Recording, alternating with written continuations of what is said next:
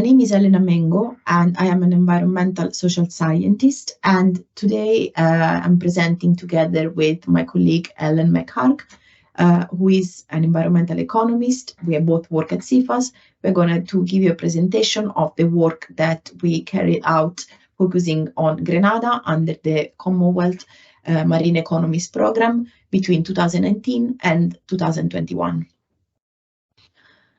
The need to assess and monitor natural ecosystems and the services they provide to human well-being has been widely recognized, which is why, during the last decades, several ecosystem accounting frameworks have been proposed to consistently and coherently record data on ecosystem extent, condition, and services. Accounting for the contribution of marine and coastal ecosystems to human well-being is of paramount importance, particularly for small island developing states, to mainstream the natural environment into the decision-making process. The development of ecosystem accounts would, in fact, support the sustainable management of coastal and marine ecosystems and associated economic activities of importance for seeds, particularly activities such as tourism and fisheries. Ecosystem accounts would also facilitate international comparability of environmental and economic statistics between countries, therefore giving seeds a more effective voice in relevant international forums. Ecosystem accounts would also help preventing and reducing adverse impacts of natural disasters on vulnerable communities. And finally, they would assist decision-making regarding implementation of financial mechanisms that have the potential to invest in natural capital, such as, for example, parametric insurance, payment for ecosystem services, and blue bonds.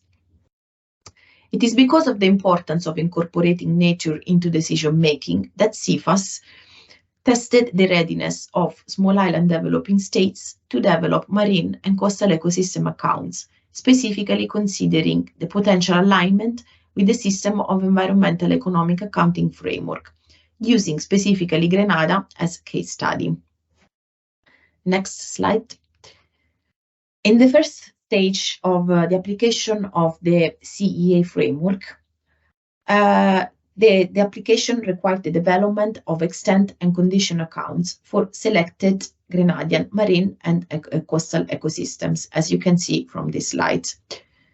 On the left-hand side, in the table, we have incorporated information about ecosystem type, ecosystem extent, data sources, and the year that in which the data have been collected. On the right-hand side table, we have added characteristics of ecosystem conditions. At the time of the compilation of extent and condition tables, the only condition indicator available was only for seagrasses. Next slide, please.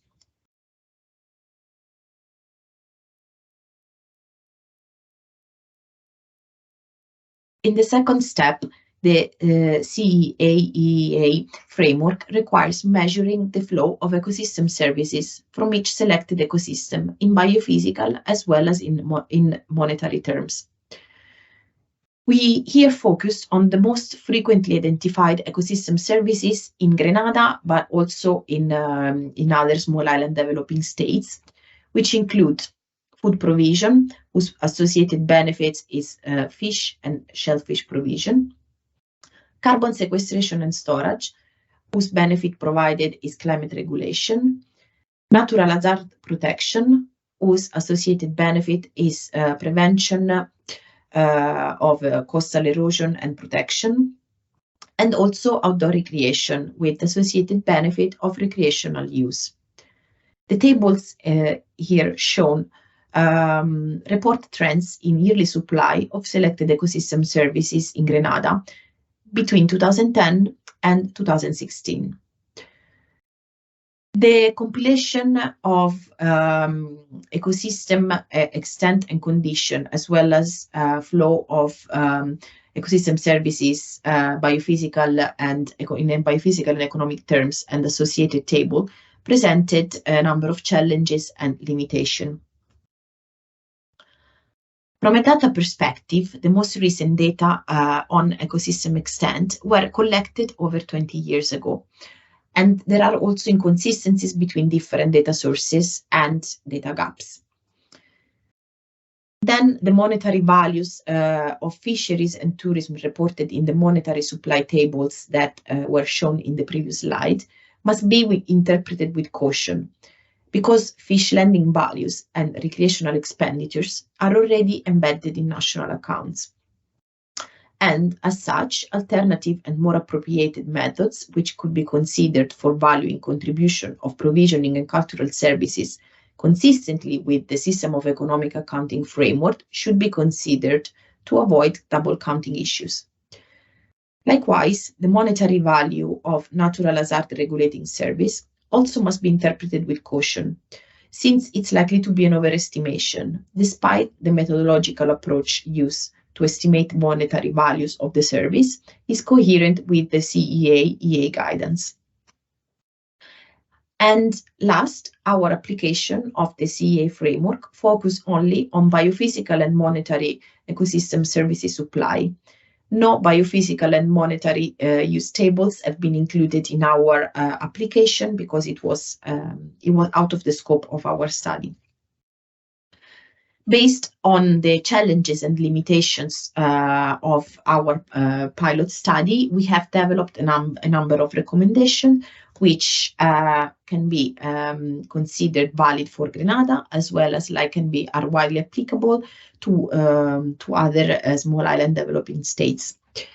First of all, we recommend a thorough review of existing environmental and economic data, followed by systematic and coherent data collection to monitor ecosystem changes and forecast future trends. We also recommend the compilation of both supply as well as use tables consistently with national accounting framework. And finally, we also recommend to supplement and link environmental accounting with specific social descriptors, such as education, health, and employment, to capture the nexus between poverty and environment and integrate poverty reduction and environmental protection into policy making. And now over to Ellen to talk to you more about the climate regulation service and the study that we carried out and delivered the year following this pilot testing.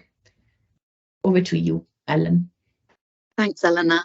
So I'm going to give a very quick overview of a paper that we published last year titled Valuing the Contribution of Blue Carbon to Small Island Developing States' Climate Change Commitments in COVID-19 Recovery. And the term blue carbon refers to the organic carbon stored by coastal and marine ecosystems, which currently includes tidal salt marshes, seagrass meadows, and mangrove forests. And these ecosystems can bury carbon at a comparable rate to terrestrial forests, particularly mangroves, which provide some of the highest carbon stocks per hectare. So not only do these ecosystems provide a potential climate mitigation service, but they also offer coastal protection, fisheries enhancement, nursery habitats, water purification, as well as other co-benefits. So these are really valuable ecosystems. But like most natural ecosystems, they're increasingly subjected to human pressures. And this is important because when blue carbon habitats decline, not only does this reduce the sequestration capacity, but it can also result in the release of previously stored carbon back into the atmosphere through disturbance. And so they need to be managed effectively. And so because small island developing states host significant amounts of blue carbon, the economic valuation of these services can enable transparent trade-offs between ecosystem services, policy, development and land use options. And this has the potential to support future economic development also. So Elena and I undertook this work alongside colleagues at CEFAS and Gaia Conservation Network to value the carbon benefits and costs of mangroves and seagrasses in Grenada across different realistic scenarios of habitat change. So our assessment scenarios were first designed using information gathered through desk-based research, which encompassed national policies and published reports, international commitments and targets, Grenada-specific information published by intergovernmental organisations, and peer-reviewed literature. And these were based around governance, socioeconomic and climate change considerations.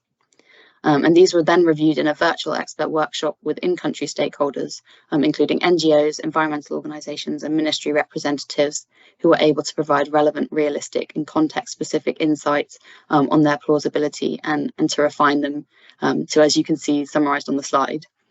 And I won't go into too much detail, but the 4 scenarios we considered were business as usual, which applied lower bound global estimates of current blue carbon habitat loss, negative COVID-19, which assumed a higher rate of habitat decline being the upper bound global estimate, and then 2 positive scenarios, first looking at conserving and maintaining habitat extent, and the second looking at the impact of enhancing mangrove habitats by 20% gradually over the next 25 years.